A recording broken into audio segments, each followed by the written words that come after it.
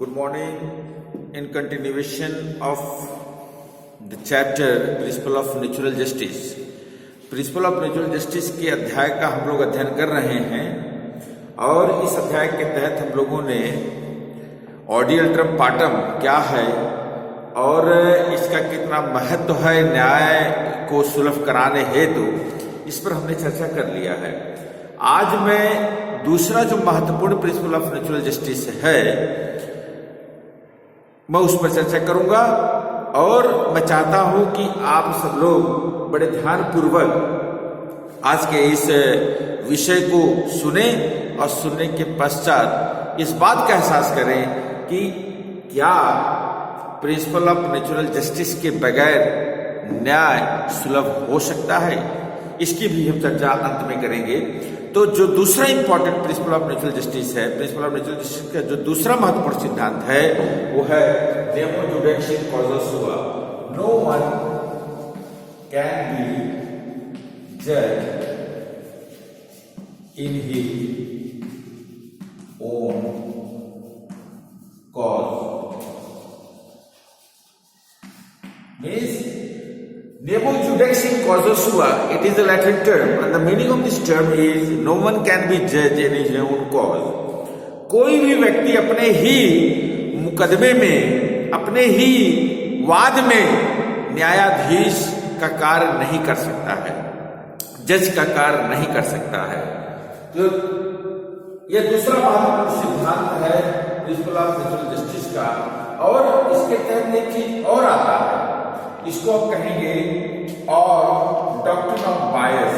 Doctrine of bias. Bias का सिद्धांत आप जानते हैं, पक्षपात जिसको हम कहते हैं बायस। यह भी इसी के तहत ही हम चर्चा करेंगे।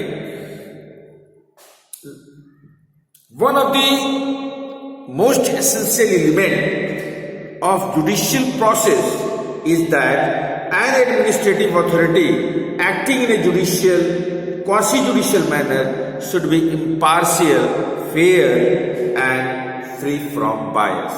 Means, if you are going to deliver a judgment, if you are going to deliver a decision, you must be impartial.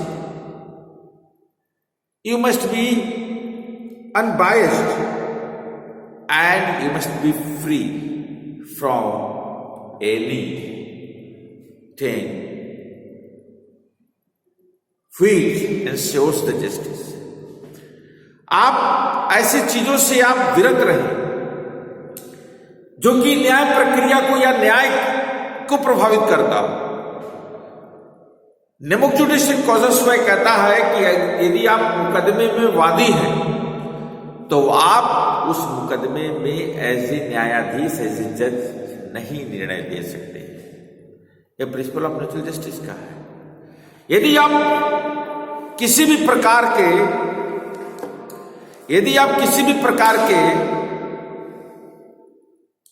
निर्णय के अहम हिस्सेदार हैं, अहम हिस्से में हैं, अहम प्रक्रिया में हैं, तो आप को स्वतः यह कह देना चाहिए कि मैं इस वाद का मुख्य बिंदु हूं, इसलिए मैं इस वाद का निस्तारण नहीं कर सकता न्यायाधीश के रूप में। ढेर सारी बातें ऐसी डिपार्टमेंट को शायद पता ना, जैसे आप किसी डिपार्टमेंट में हेड हैं, एग्जामिनेशन कंट्रोलर आप हैं, एग्जाम पूरा कंडक्ट करवाते हैं, पेपर आपके अधीनस्थ आपके सानिध्य में पेपर बनते हैं, पेपर सेट होते हैं, पेपर प्रिंट होता है। यदि आपका बच्चा उस एग्जाम में बैठ रहा है तो आपका यह नैतिक कर्तव्य बनता है। प्रिंसिपल ऑफ नेचुरल जस्टिस के तहत यह नियम आता है कि आप या तो सीनियर प्रोफेसर्स को बता दें या कंट्रोल ऑफ एग्जामिनेशन को लेटर दे दें कि मैं इस एग्जाम को नहीं करवा सकता क्योंकि मेरा बच्चा, मेरी बच्ची इस एग्जाम में अपीयर कर रही है, बैठ रही है, परीक्षा देने वाली है। यदि बच्ची परीक्षा दे देती है और यदि आप इस बात को नहीं बताते, अनसुना करने की कोशिश करते, किसी भी प्रकार का कोई फेवर करने की कोशिश करते हैं, तो यह माना जाएगा कि आपने प्रिंसिपल ऑफ नेचुरल जस्टिस का उल्लंघन किया है। जैसे आप न्यायाधीश हैं और जिस कोर्ट में आप न्यायाधीश हैं उसी कोर्ट में आपका लड़का प्रैक्टिस करता है, तो जब लड़का आपका किसी वाद को लेकर आपके सम्मुख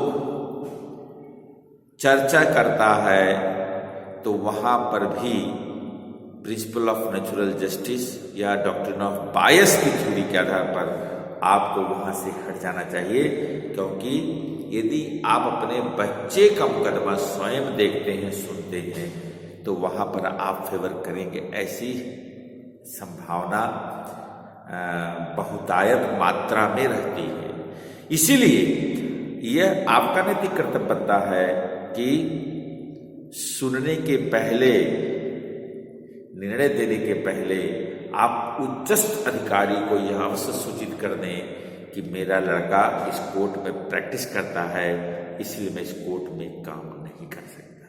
यदि आप नहीं बताते हैं, अनदेखी करते हैं या किसी भी प्रकार का कोई फेवर करने की कोशिश करते हैं, तो वहां माना जाएगा प्रिंसिपल ऑफ नेचुरल जस्टिस का उल्लंघन कर रहे हैं। तो नेमो जुडिस इन कॉजस हुआ, यही एक महत्वपूर्ण सिद्धांत है।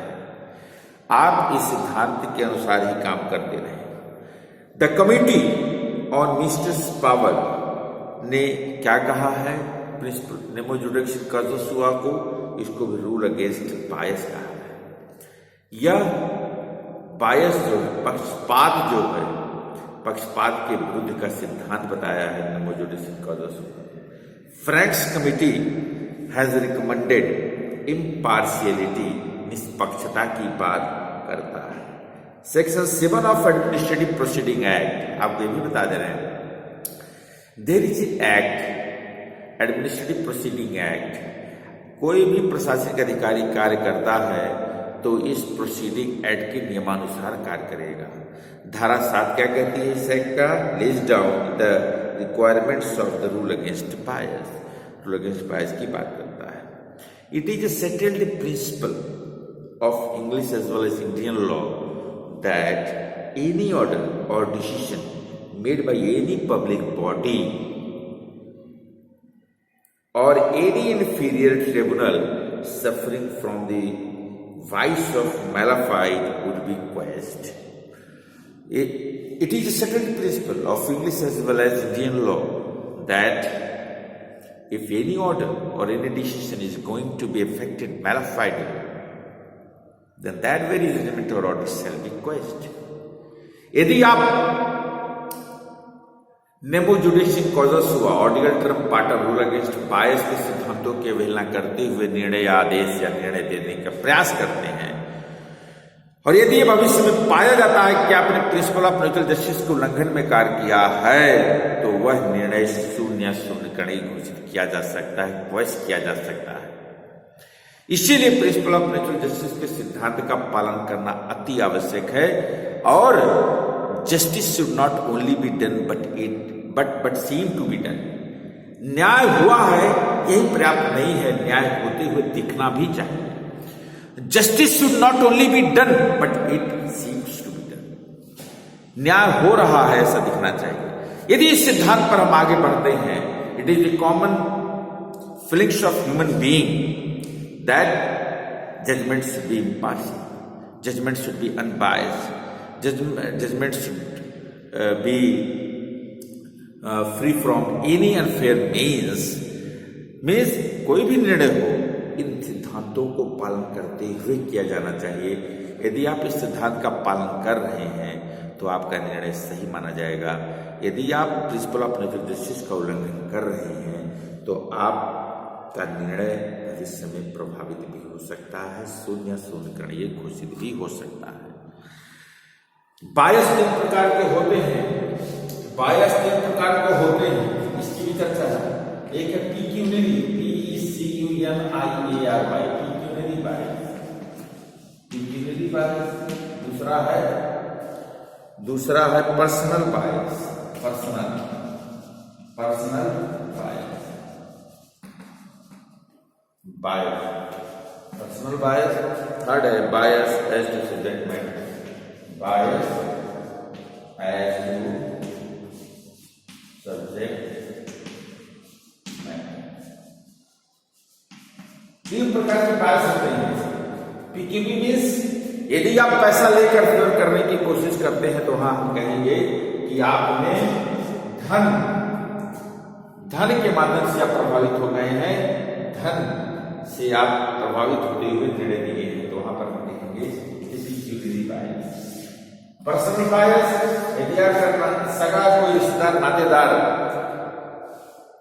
किसी भी स्थिति में किसी भी तरह न्याय को प्राप्त करता है और प्रकट होता है, एहसास होता है कि आपने निर्णय दिया अपने रिश्तेदार के पक्ष में, अपने रिलेटिव के पक्ष में, अपने सगे संबंधी के ब्लड रिलेशन के संबंध में, तो वहां पर भी यह माना जाएगा कि पर्सनल बायस है।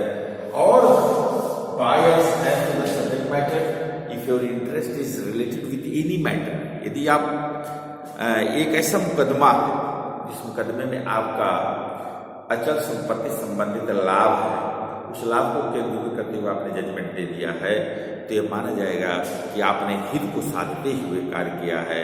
तो वहां पर किसी भी विषय में यदि आपका हित प्रभावित होता है, हित के लाभ को लेकर विषय तैयार होता है, विषय निर्णित होता है, एहसास होता है, पता चलता है, प्रकट होता है कि आपका निर्णय आपने जो निर्णय दिया उस निर्णय से आपको लाभ मिला, आपके हित को साधा गया है, ये माना जाएगा कि bias as to the subject matter. इस कहने का अर्थ है यदि आप कोई भी निर्णय लेने जा रहे हैं, यदि आप किसी भी प्रकार का कोई भी कार्य कर रहे हैं, तो प्रिंसिपल ऑफ नेचुरल जस्टिस, चाहे जुडिशियल वर्क कर रहे हो, चाहे एडमिनिस्ट्रेटिव वर्क कर रहे हो, क्वासी जुडिशियल वर्क कर रहे हो, if you are going any work, if you are going anything, that very thing you should try to follow the principles of natural justice. मेरा कहने का अर्थ अपने जीवन में भी जब भी आप कार्य करें, कार्य करते समय सामाजिक जीवन में भी, व्यवहारिक जीवन में भी, पद पर यदि आपके कोई भी पद पर आप पद को सुशोभित कर रहे हैं, चाहे प्रशासनिक हो, चाहे शैक्षणिक पद को सुशोभित कर रहे हो, तो किसी भी पद पे कार्य करते हुए इस बात का विशेष ध्यान दिया जाना चाहिए कि कोई भी कार्य आप करें तो प्रिंसिपल ऑफ नेचुरल जस्टिस का पालन करते हुए करें। तो आज प्रिंसिपल ऑफ नेचुरल जस्टिस का चैप्टर कंप्लीट होता है, कल से नया चैप्टर स्टार्ट होगा। Thank you very much, have a nice day, God bless you.